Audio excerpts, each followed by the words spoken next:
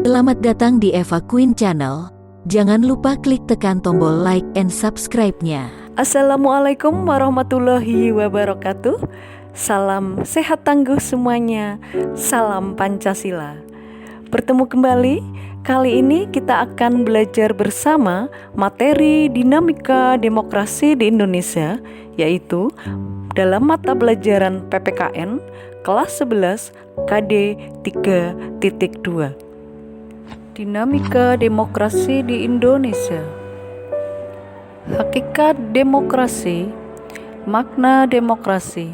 Menurut Kamus Besar Bahasa Indonesia, demokrasi merupakan istilah politik yang berarti pemerintahan rakyat.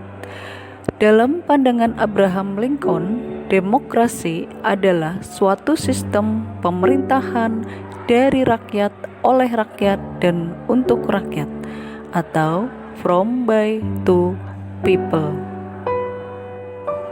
2. Klasifikasi demokrasi. A. Berdasarkan titik berat perhatiannya, demokrasi terbagi menjadi demokrasi formal, demokrasi material, dan demokrasi gabungan. B. Berdasarkan ideologi, demokrasi konstitusional atau demokrasi liberal, dan demokrasi rakyat atau demokrasi proletar. C. Berdasarkan proses penyaluran kehendak rakyat, dibagi menjadi demokrasi langsung dan demokrasi tidak langsung. Demokrasi langsung yaitu paham demokrasi yang mengikutsertakan setiap warga negaranya dalam permusyawaratan untuk menentukan kebijaksanaan umum negara atau undang-undang secara langsung.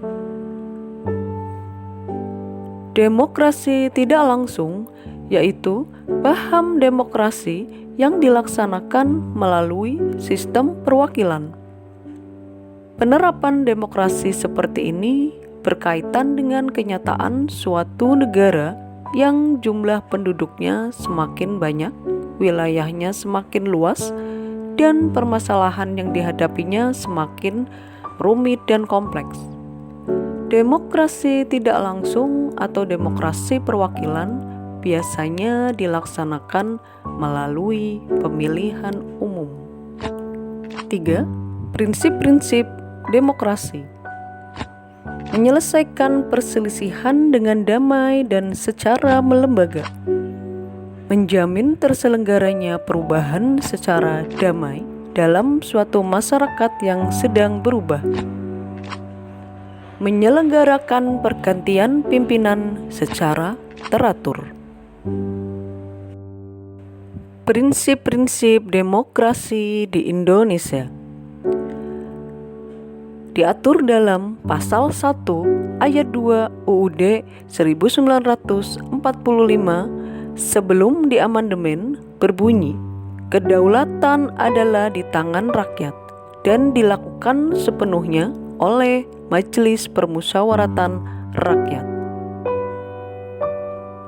Dan dalam Pasal 1 Ayat 2 UUD Negara Republik Indonesia tahun 1945 setelah diamandemen berbunyi, kedaulatan berada di tangan rakyat dan dilaksanakan menurut Undang-Undang Dasar.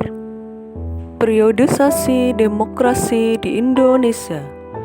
A.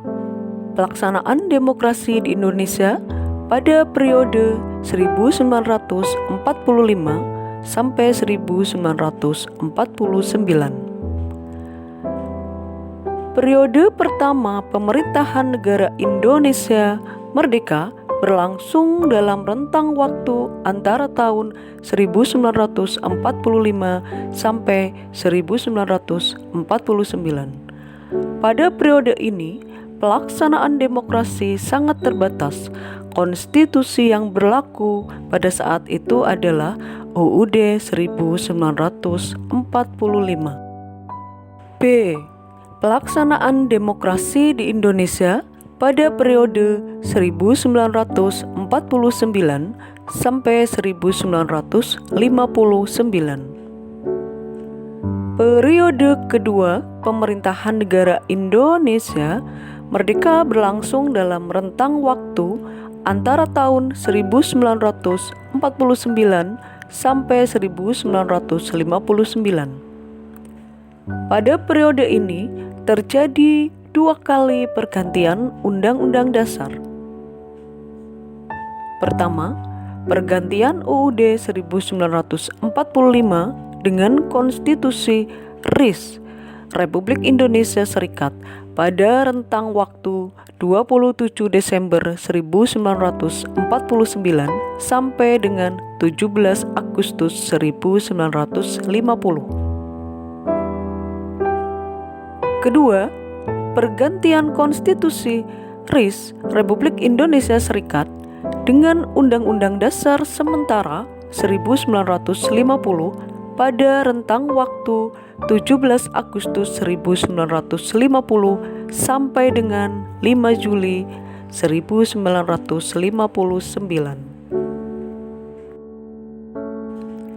C.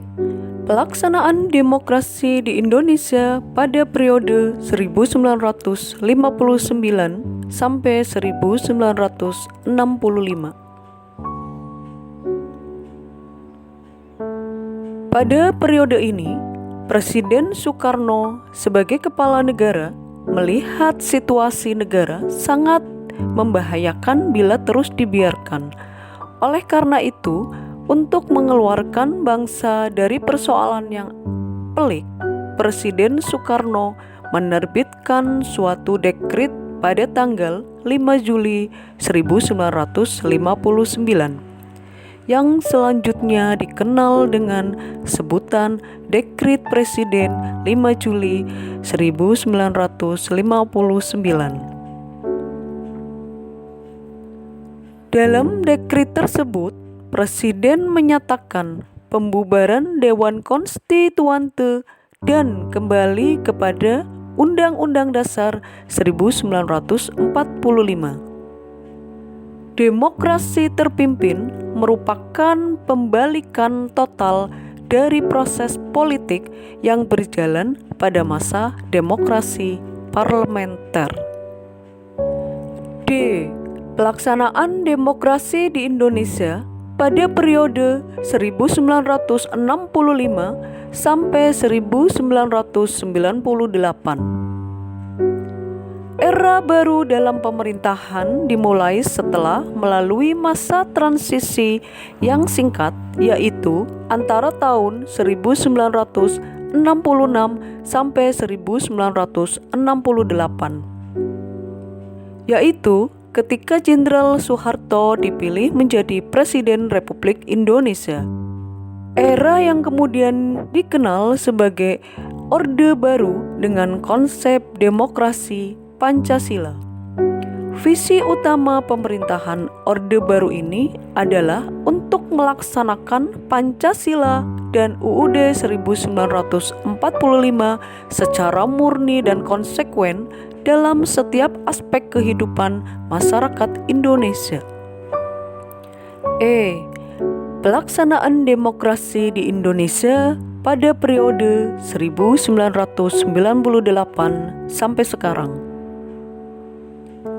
Penyimpangan-penyimpangan yang terjadi pada masa pemerintahan Orde Baru pada akhirnya membawa Indonesia pada krisis multidimensi yang diawali dengan badai krisis moneter yang tidak kunjung reda.